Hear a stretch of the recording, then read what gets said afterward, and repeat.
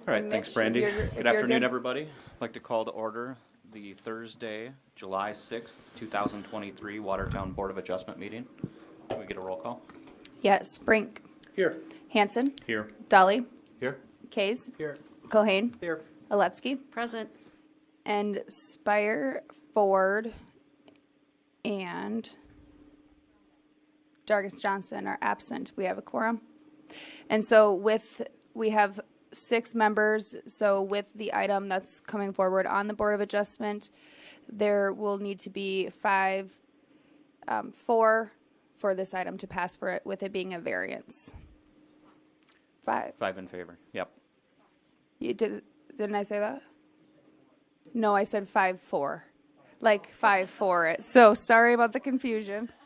We'll need 5 yes votes in order for the variance to pass. Thank you.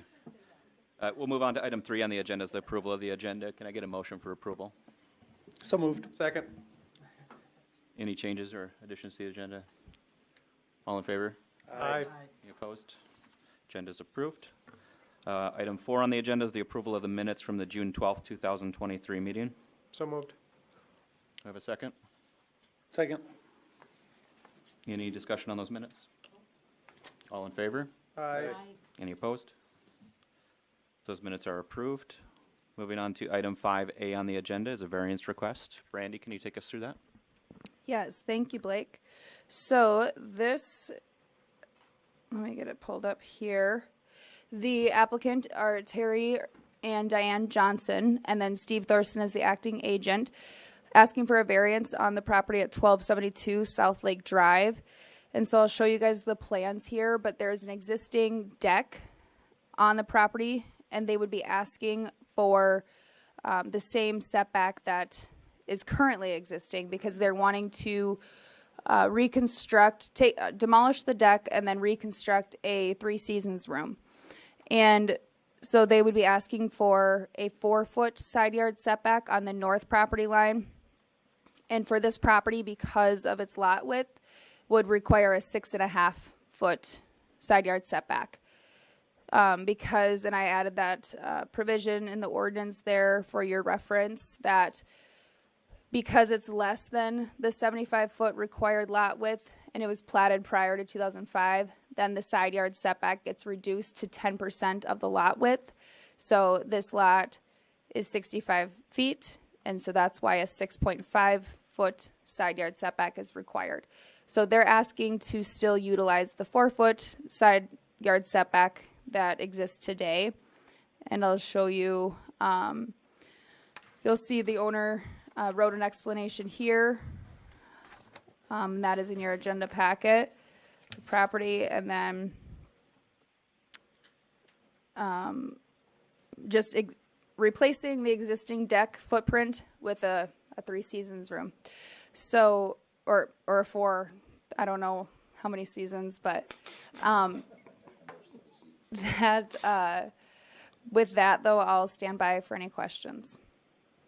Mr. Chair, Yes. was a variance issued in the past to allow for that deck to be located 4 feet from the property line? No, it was not. Was a building permit ever issued to allow that deck to be constructed? We might need to research that. Good question. Brandy, you mentioned the 10%. This lot is not consistent with from one end to the other. When we do that 10% figure, where does that come from on the lot? So from the mean width. So we take the width on the lake side and then the street side, and then take that divided by 2.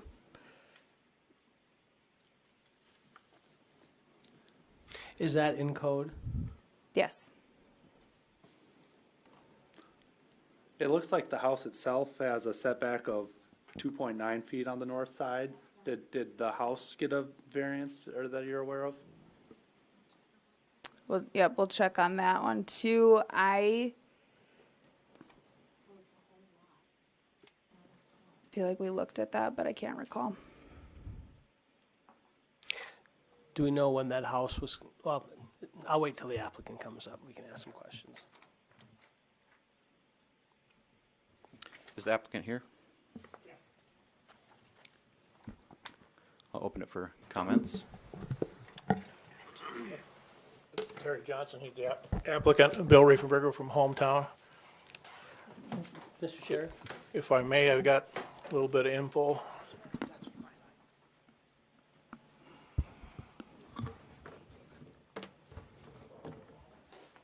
Thank you, Bill. Thank you.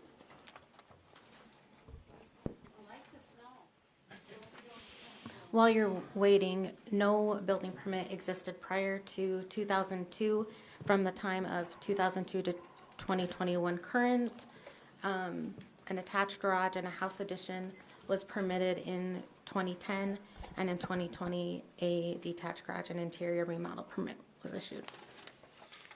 So, before Bill gets in, so there was a permit for a house addition? Where was the house addition? If you look on that print, that's something I must have been 2010 when I did that then, because I think one to fifth one down, no, fourth one down, you can see part of it on there, 'cause I'm just showing the basic house, but where those red lines for the roof, that's where the addition started to the roadside. So Bill, can you explain it on this map? Okay. Because then, yes. Okay, so this is the addition here. The existing house was right there, and I don't know how old this house is. Terry, when did you buy the house? We bought in 2001, so I would guess And the deck was on there then. 60s, 50s, 60s, is the original cabin, I'll call it.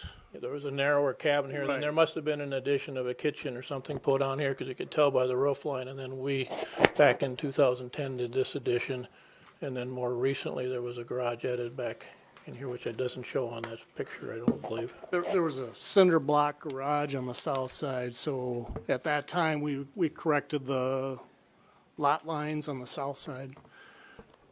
Never done anything on the north side, the next to Fry's. It's not practical to do that, so.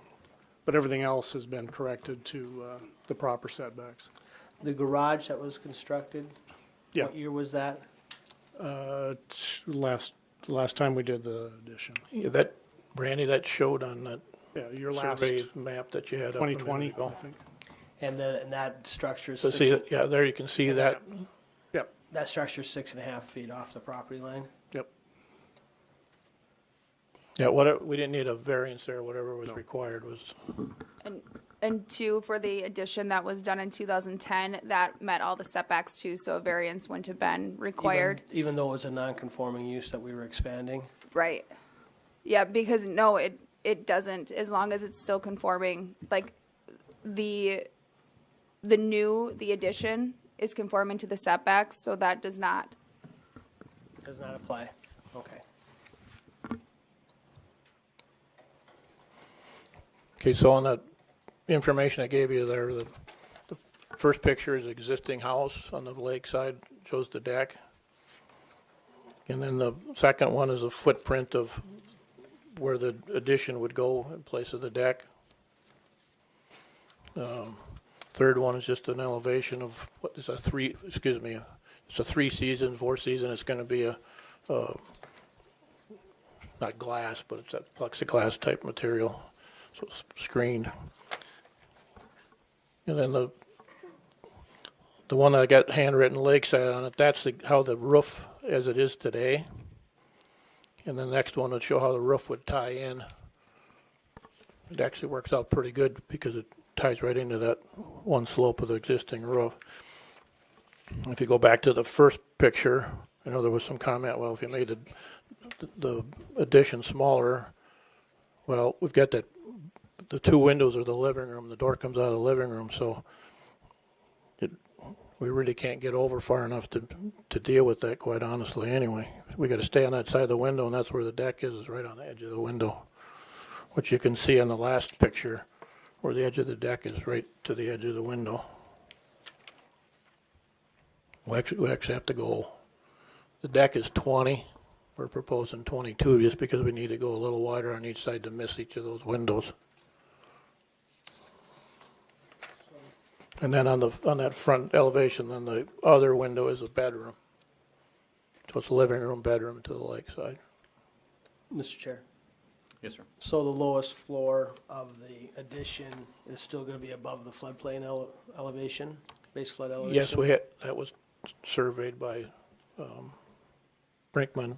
I believe they have that information. We did that very first thing before I even started doing any plans. I wanted to make sure we weren't going to have any issue with that. 'Cause we're proposing the floor on this is going to be 7 inches down from the wood floor that's on the house, and that was adequate to be above the flood. And this would be a lateral expansion and a non-substantial improvement, so they are fine at the elevation they're proposing. Okay, thank you.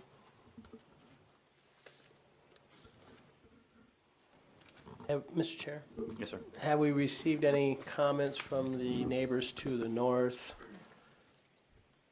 regarding, they're the one that would be impacted by the most, I'm guessing? Yeah, they got their letters from you folks, and I did talk to them. They had no issues. Either side, Messerly's or Fry's. And I don't know how many letters you sent out. I just talked to the neighbors, so. Yep. And it goes 250 feet on perimeter around the property, so. Is there any other questions from the board members?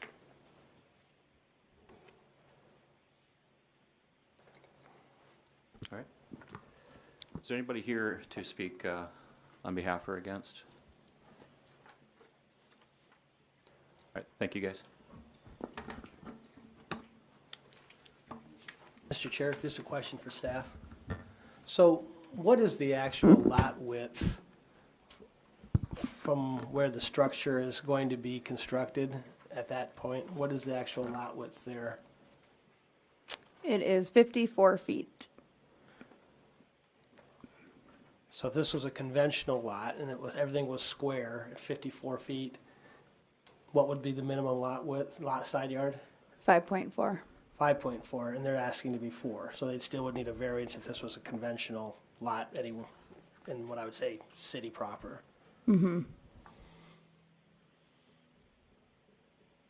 Well, yeah, and actually that provision reads that it will not be less than 6 feet unless a variance is requested. So no matter what, anytime you get below 6 feet, then you would need a variance. In the R1A or even in the smaller lots in town, that's the same thing, 6 Yep. feet. R2A, yeah. R2A, excuse me. Yep.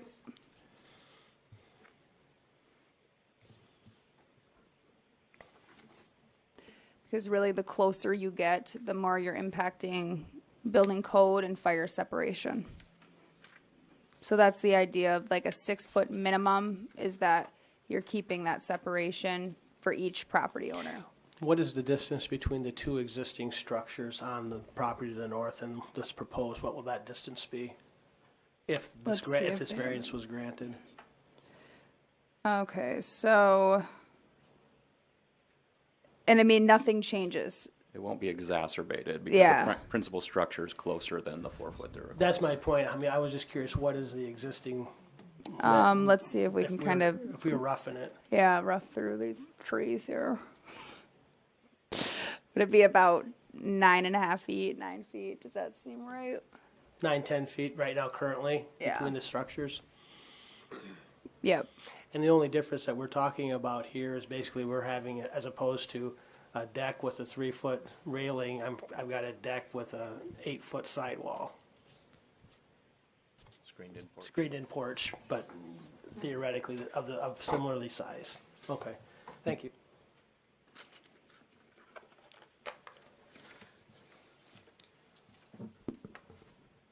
I'll make a motion to approve the variance as requested. We have a motion on the table. Second. Any additional discussion before we take a vote? I'm just going to state a couple findings for the record. It says before the board shall have the authority to grant a variance, the person seeking the variance has the burden of showing that that's not contrary to the public's interest. I believe that it's not further exacerbating an existing situation. We've issued permits to expand and reinvest in that property. I don't think it's contrary to the public's interest. I think the uniqueness of the shape of the lot, even though we have a standard for measuring lot width and those types of things and side yard, I think the shape of the lot and the location of the lake does make it unique and make that as a basis for supporting a variance, and those would be the basis for my voting yes on this measure. Thank you, Mr. Kays. Any other comments? Okay, roll call vote. All right. Dolly. Yes. Kays. Yes. Culhane. Yes. Letsky. Yes. Hanson. Yes. Brink. Yes. All in favor, that motion passes. Moving on to item 6 is open public comments. Is there anybody here to speak to the Board of Adjustment now on an item that wasn't on the agenda? Didn't receive anything. Seeing none, we'll move on to new business. None that I have. Any old business? Nope. And last item is motion to adjourn. Do you have a motion to adjourn? Second? Second. All in favor? Any opposed? We'll adjourn as Board of Adjustment, and we'll reconvene here momentarily as the Plan Commission.